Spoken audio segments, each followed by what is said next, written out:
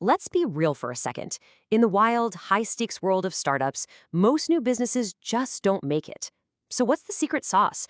What separates the ones that vanish from the ones that become, household names? Well, a lot of the time, it comes down to one absolutely critical skill: knowing how to pivot. So let's get right into it. Okay, so we have to start with a pretty tough reality. Picture this: a brilliant idea, a super passionate team, sky-high hopes, but so often they take a wrong turn and head down a path that just leads to a dead end.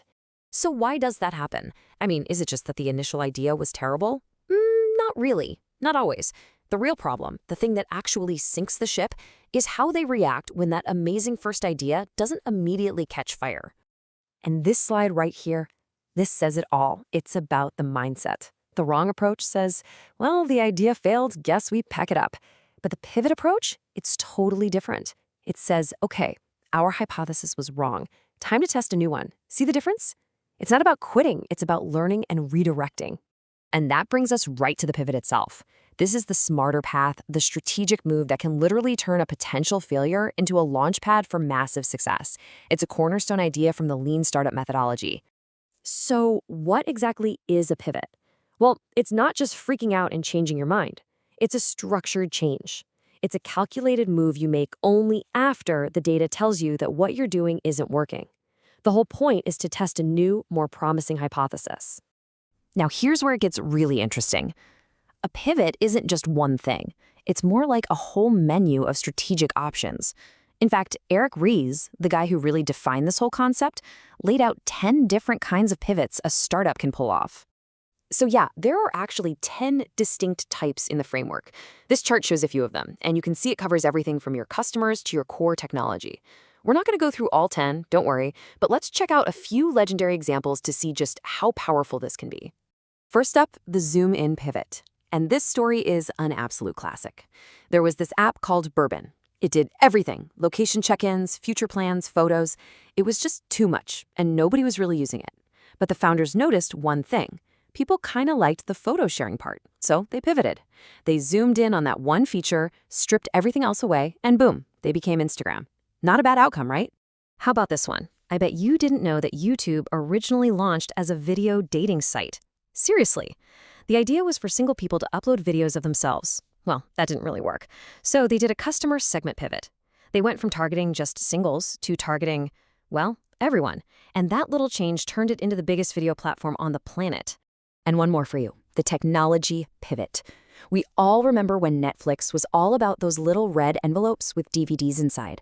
They were super successful. Their mission was simple: help people watch movies at home. But they were smart enough to see that DVDs weren't the future. So they pivoted to streaming, completely changing their core technology while staying 100% true to their mission. Just brilliant. Now, these stories are great, and they make pivoting sound so easy, right? But they hide what is probably the single hardest question a founder will ever have to answer. Is it time to pivot?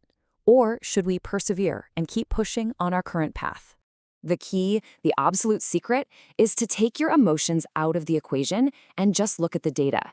The signs to pivot are usually pretty clear. Your main assumptions just aren't proving true, your key numbers are flat or dropping, and customers are saying things like, yeah, it's neat, but I wouldn't pay for it.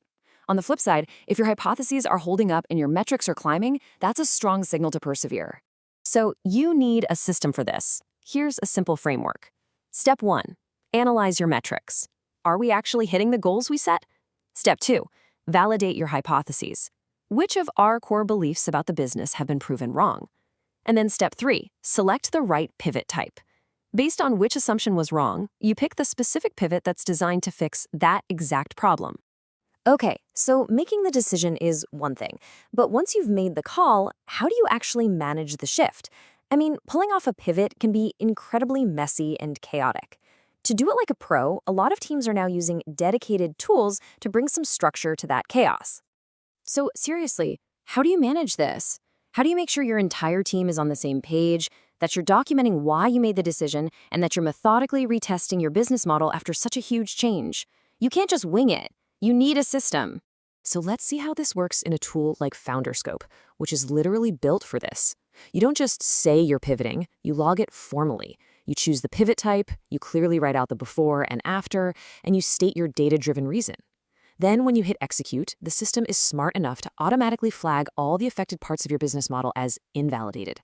It basically forces you to go back and retest your new assumptions. It's all about discipline. But here's the really brilliant part, the built-in intelligence. A tool like this gets the ripple effect. For instance, it knows that if you perform a customer segment pivot, which lives in your business model canvas, that's going to automatically have an impact on your value proposition canvas. It flags every single thing you need to rethink, showing you the full strategic domino effect of your decision. This is how you turn a gut feeling into a professional, managed process. Okay, this brings us to a really powerful, really important final section. We have to kill the single biggest myth about this entire topic. A pivot is not an admission of failure. But you gotta be careful. The first big mistake is what I call immediate pivot syndrome. You see 1 or 2 bad experiments and you hit the panic button. No. The solution is to persevere long enough to actually learn something. You need to run, say, at least 10 or 20 experiments before you've even earned the right to make that call. And the opposite mistake is just as deadly. No pivot ever syndrome. This is when you cling to a sinking ship just because you're in love with your original idea. The solution here? Trust the data, not your optimism.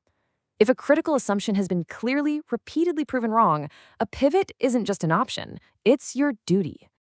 And the last big trap, assuming your pivot is automatically the right answer. A pivot isn't the finish line, it's the starting line of a whole new race. You have to immediately start running new experiments to see if your new ideas are correct. The learning cycle never, ever ends. So let's end with this one thought. A pivot isn't a sign that you failed. It's proof that you learned something important. It's the engine of survival that lets a good idea find its way to becoming a great one. The real question isn't whether your first plan is perfect, but whether you're smart and brave enough to change it when the data tells you it's wrong.